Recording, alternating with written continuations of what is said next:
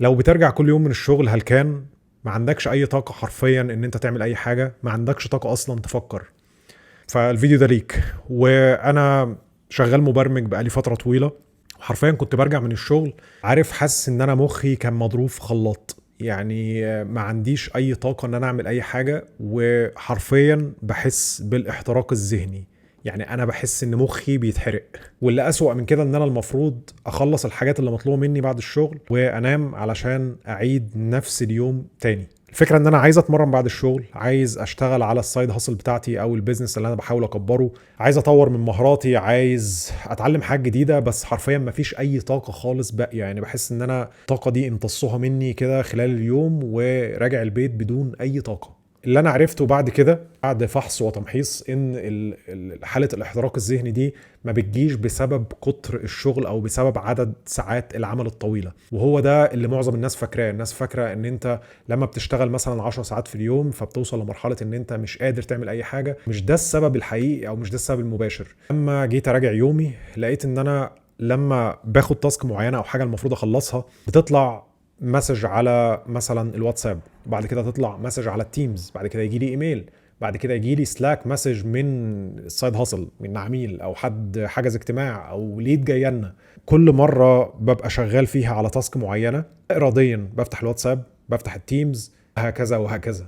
اكيد بتشبه على الموضوع ده. لما باجي افكر في نهايه اليوم على الساعه مثلا 3 4 وبشوف عدد الساعات اللي انا المفروض اشتغلتها، انا ما عملتش فعلا حاجه في شغلي. يعني انا خلصت تاسكات المفروض ان انا اخلصها، بس المفروض اكون خلصت حاجات كتيره. يعني حتى لما باجي اشتغل في يوم اجازه على سايد هاسل او حاجه المفروض اعملها، المفروض ان انا اشتغلت 4 ساعات، بس انا حرفيا ما عملتش حاجه. انا يا دوب مثلا بعت شويه ايميلات او رديت على كام مسج وخلاص. بس في نفس الوقت انا مستهلك ذهنيا. الحقيقه افتكرت ان المشكله فيا، المشكله في قدرات انا، ان انا مش قادر ان انا اعمل مانج او ان انا ارتب التاسكس اللي موجوده، ان انا مش عارف احط الاولويات، او ممكن انا اصلا قدراتي مش جيده بالشكل الكافي ان انا اخلص التاسك دي في وقت قليل، او ان انا مش قادر هاندل مثلا او اتحكم في السايد هاسل لان انا الموضوع لسه جديد عليا مع ان انا بقالي سنتين ثلاثه.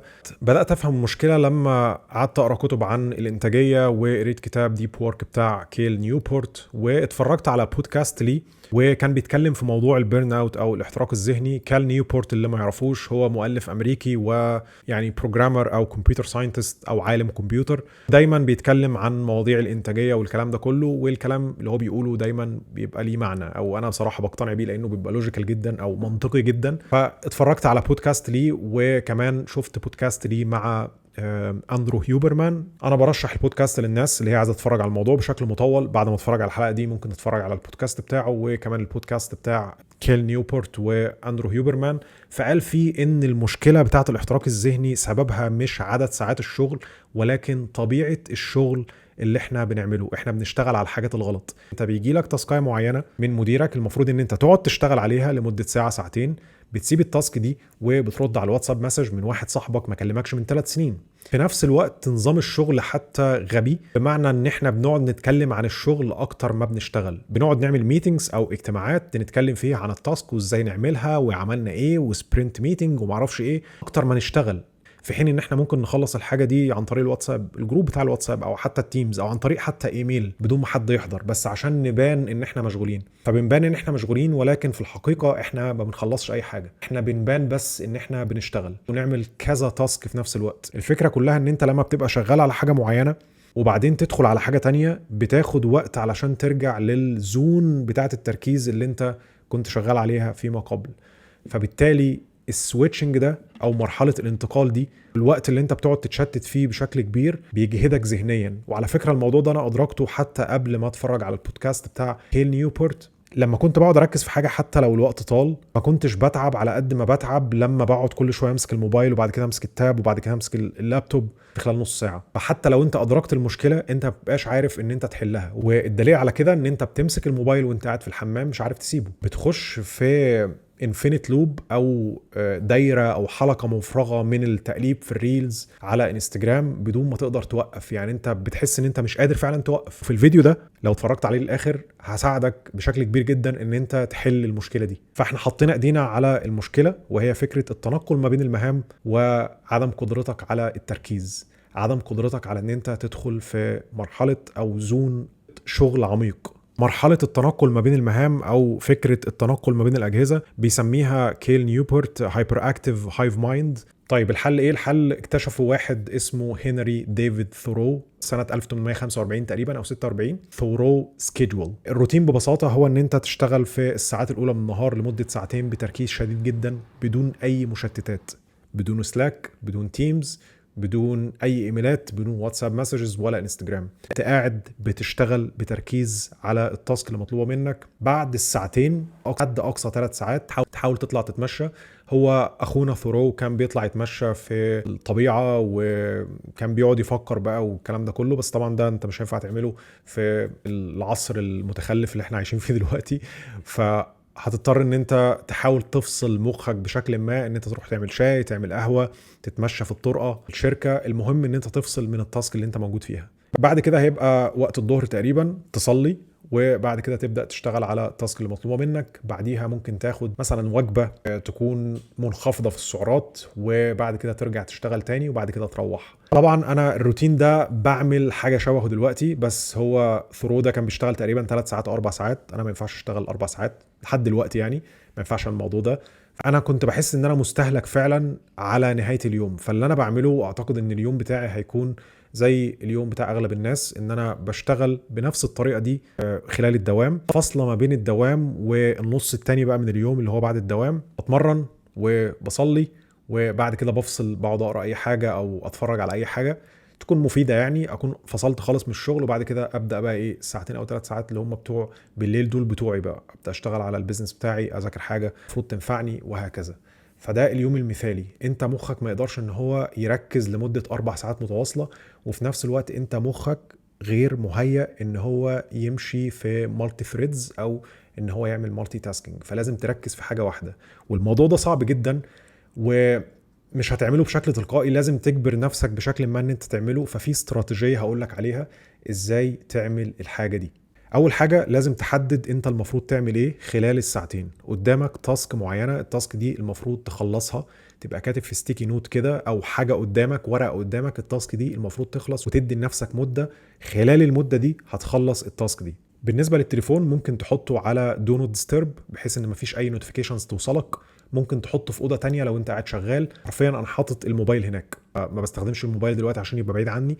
فلو في اي حاجه عايزها، مثلا ترجمه، ان انا راجع كلمه معينه، حاطط كل حاجه قدامي على اللاب. مش عايز اقعد اتنقل ما بين كذا ديفايس. بالنسبه للماك اللي انت شغال عليه او اللابتوب اللي انت شغال عليه، ممكن تحط الحاله بتاعته فوكس مثلا، بحيث ان مفيش اي تنبيهات تجيلك تشتتك عن الحاجه اللي انت بتعملها. حاول تخلي كل حاجة قدامك. يعني انا حتى لو الموبايل هضطر ان انا استخدمه بسبب ان انا لازم اتكلم مع حد من التيم او كده، عامل حاجة ان انا اشوف الموبايل قدامي، بعمل ميرورنج، بشوف الموبايل قدامي على اللابتوب بحيث ان انا ما اقعدش اتنقل كل شوية. ممكن تقفل النوتيفيكيشنز على الماك لابلكيشنز معينة، سواء كانت سلاك، واتساب، ايا كان، بحيث ما يطلعلكش كل شوية نوتيفيكيشن على اللاب. الهدف ان انت تبقى مركز في الحاجة اللي قدامك، الحاجة دي المفروض تخلصها، مفيش اي مشتتات المفروض تبعدك عن اداء الشيء ده. الحاجة الثالثة اللي انا بعملها، بحاول ان انا اعمل فول سكرين لاي حاجة شغال عليها. فلو بعمل اديت مثلا لفيديو بعمله فول سكرين، او بعمل مثلا سبليت سكرين لاي تو ابلكيشنز او تطبيقين انا شغال عليهم،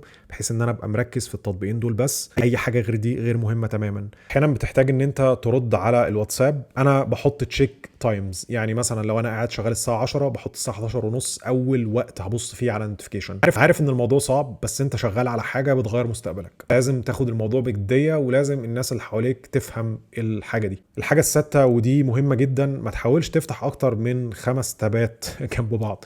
انا بحاول يكون في 2 تابس موجودين، اقصى حاجة خالص 4 تابس مثلا يعني موجودين على المتصفح، لان كل ما كانت التابس نفسها موجودة قدامي ما بعرفش امسك نفسي، بقعد كل شوية ابص على التابس. خلي التابس اللي انت محتاجها اللي هتساعدك على اداء المهمة دي هي بس اللي موجودة قدامك. طبعا كل واحد بيبقى مختلف في قدرته على التركيز لمده معينه. يعني في ناس بتعرف تركز لمده ساعه، في ناس بتعرف تركز لمده ساعتين. غالبا في الاول مش هتعرف تركز اكتر من ساعه حد اقصى. فلو قدرت ان انت تركز لمده ساعه، ادي لنفسك 10 دقائق راحه ما تشتغلش فيها اي حاجه ولا تفكر في اي حاجه خاصه بالتاسك اللي انت بتعملها. صدقني الموضوع ده هيخليك ان انت ترجع تاني مركز. فلو واجهتك مثلا مشكله معينه في خلال الساعه، لو فصلت لمده 10 دقائق صدقني هتزود فرصه ان انت تلاقي حل للمشكله دي. اما لو قعدت تفكر حتى في وقت الراحه، انت بتجهد نفسك ذهنيا. انت مخك ليه طاقه، مخك ليه قدره على الاستيعاب، فما تحملوش فوق طاقته. اجبر نفسك على ان انت تفصل، اجبر نفسك على الراحه. صدقني الموضوع بيفرق.